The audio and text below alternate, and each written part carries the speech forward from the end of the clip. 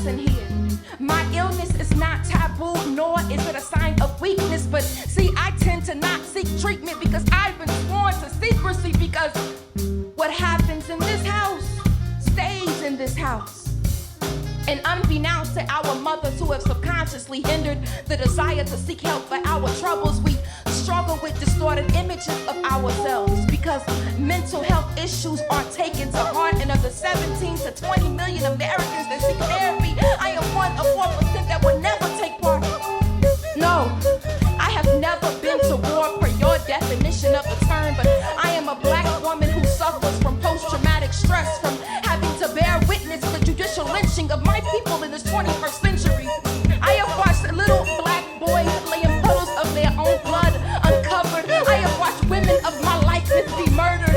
I have had to praise a black man with the same breath. I used to beg him to not rape me, degrade me, or make me feel less than I deserve. I am raising little black babies that I am afraid to send to the store. I have locked myself behind doors in fear of facing the world in which I live. And on some days I have had to find the strength to physically move my limbs. I am a strong black woman who has contemplated suicide. I have hidden the scars of self-inflicted wounds beneath the seams of tapered clothing that insinuate that I am holding it together just fine when sometimes I can't even breathe because it seems as if the darkness is closing in on me. I am the epitome of everything that I am meant to be, but in this moment, I am not your superwoman.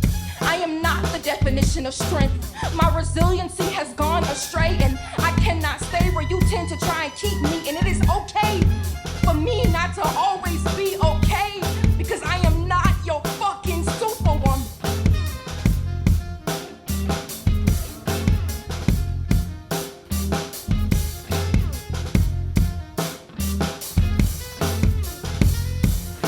From Saturday morning cartoons with eating bowls of cereal from my lap on the living room floor.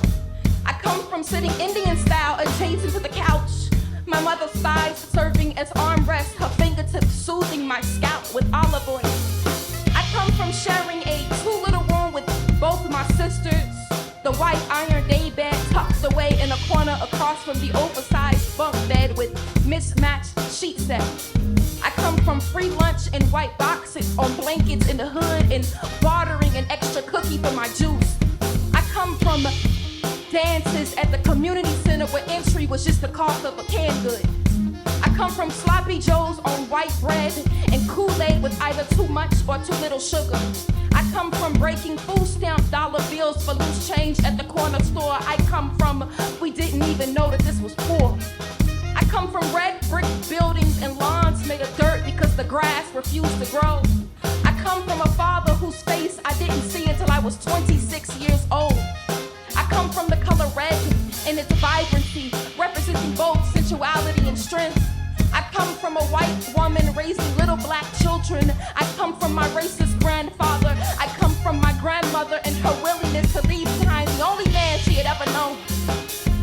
I come from hope and hopelessness. I come from battered women and broken men. I come from trauma and triumph. I come from those side streets and forgotten alleyways, way of roses pushing through concrete. I come from being pregnant at only 16. I come from homelessness. I come from bruised cheekbones by the hands of a man who claimed to love me. I come from being raped.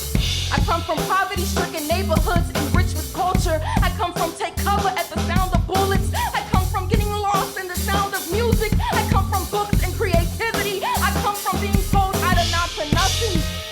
I come from I stand here in front of you, in front of you, in front of you.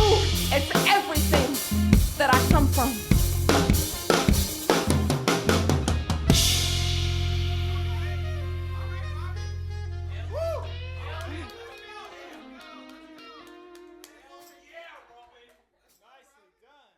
And although I know that it only resonates as anger, I am not angry.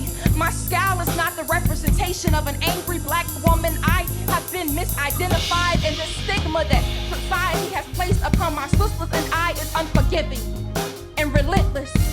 I am sad, upset, and tearful, and as a black woman, I am standing here trying to comprehend what you are asking of me. Why must we always be defensive and regard to your need to differentiate anger from sadness. I am not blue. I am a black woman suffering.